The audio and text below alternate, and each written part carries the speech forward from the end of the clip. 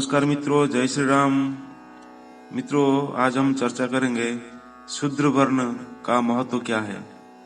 शूद्र वर्ण भगवान के पैर तत्व से निकलते हैं। मित्रों, हमारा शास्त्रों में जो बात कही गई है उसके हिसाब से हम बात करेंगे। जैसा कि ये वेद मंत्र में कहा गया है, पदभ्यंग शूद्र अजायत। मित्रों, वेदों का कम से कम ये तीनों मंत्र में ये चीज मिलता है कि भगवान के पैर से शूद्रों की उत्पत्ति हुई है। यानी ये जो पांव है, भगवान के जो तत्व है, जो यानी भगवान का जो मुक्ति का मार्ग जो पैर है, जो भी व्यक्ति मुक्ति चाहेगा तो भगवान के श्री चरण में ही लीन होता है।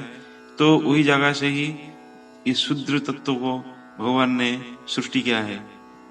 शब्द कल्पद्रुम शब्दकोश में शूद्र का अर्थ पादज, अंतर्जन्मा, दिव्य सेवक, दिव्य दास आदि किया गया है। मनुस्मृति का प्रथम अध्याय और 91वें श्लोक में कहा गया, एकमेव तु शूद्रस्य प्रभु कर्म समाधि सात एतेषामेव वर्णानं शुश्रूषाम नसीया। यानी ब्रह्मा ने शूद्रों के लिए ब्राह्मण, वैश्य और क्षत्रियों का सेवा कार्य में रहने के लिए व्यवस्था बनाया है। मित्रों, इधर एक बात का ध्यान रखना चाहिए, ब्राह्मण, क्षत्रिय और वैश्य इन तीनों दिव्यता हासिल करना चाहिए। यानी जनेऊ धारण करके यज्ञ पवित्र होकर वेदादि शास्त्र को पढ़ना चाहिए और समाज को ज्ञान देना चाहिए और कुछ ब्रह्म कार्य में ब्रह्मचारी होकर समाज के हित के लिए भी कार्य करना चाहिए। तभी जाके शूद्रों का सेवा इनको प्राप्त होगा। जो भारत में यह चारों वर्ण की सृष्टि हुई तब शायद विश्व में अन्य कहीं पे मनुष्य समाज नहीं था। भगवान श्री कृष्ण कहते कि मेरे से चारों वर्ण की सृष्टि हुई है। मित्रों, भगवान श्री कृष्ण कहने का मतलब यही है कि ब्रह्मा के द्वारा भगवान श्री कृष्ण की इच्छा अनुसार चारों वर्ण की सृष्टि हुई है, क्योंकि मनुष्य समाज का आरंभ ही चारों वर्ण से हुआ है।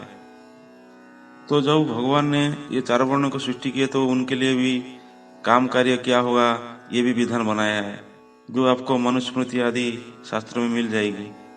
मित्रों, जब कोई सेवा के बारे में सुनता है तो सोचता है शायद नौकरी, यानी किसके पास जाके नौकरी करना है। ऐसा कुछ नहीं था। शूद्र जो सेवा करेंगे तो सेवा ही हमारा समाज का पोषक बनता है। और शूद्र की क्या क्या काम होता है मैं थोड़ा आपको बता देता हूँ। जैसा कि नाई काम करना, जो आज के समय पे बहुत सारे कमाई करते, धोबी काम करना, चमड़ी का सारे काम करना और अन्य घर के लिए जो सरंजाम बनाना। उसके साथ साथ शूद्र भी गांव का देखभाल करते थे, गांव से बाहर रहते थे और गांव में आने जाने वाले लोगों के बारे में जानकारी लेते थे और चोरी करने वालों के बारे में पता भी लगाते थे। मित्रों, ऐसे ही बहुत सारे काम है जो शूद्रों की जिम्मेदारी में था, जो शूद्र करते थे, लेकिन आज के समय पे अन्य लोग भी करने लगे।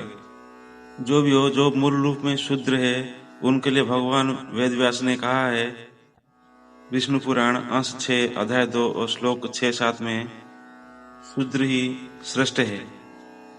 ऐसा भगवान ने क्यों कहा? क्योंकि सेवा करते करते शूद्रों को मुक्ति का द्वार आराम से खुल जाता है।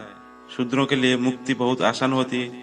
उनके लिए कोई ज्यादा मेहनत, यानी पढ़ाई लिखाई, मतलब वेद पढ़ो, उसको मानो, उसके हिसाब से चलो, जैसा ब्राह्मणों के लिए जो नियम कानून हार्ड रखा गया, कठिन रखा गया, उसकी तरह नहीं है। इसीलिए शूद्रों को श्रेष्ठ कहा गया है, क्योंकि बहुत आसान तरीका से शूद्रों को भगवान मिल जाते।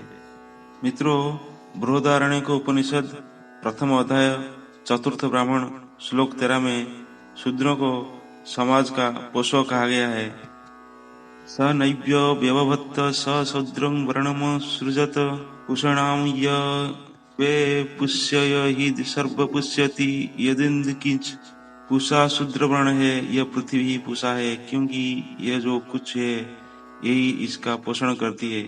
मित्रों, सनातन धर्म में कार्यों का विधान वर्णों के अनुसार आरंभ हुआ था। ना कोई परीक्षा थी, ना कोई बेरोजगारी।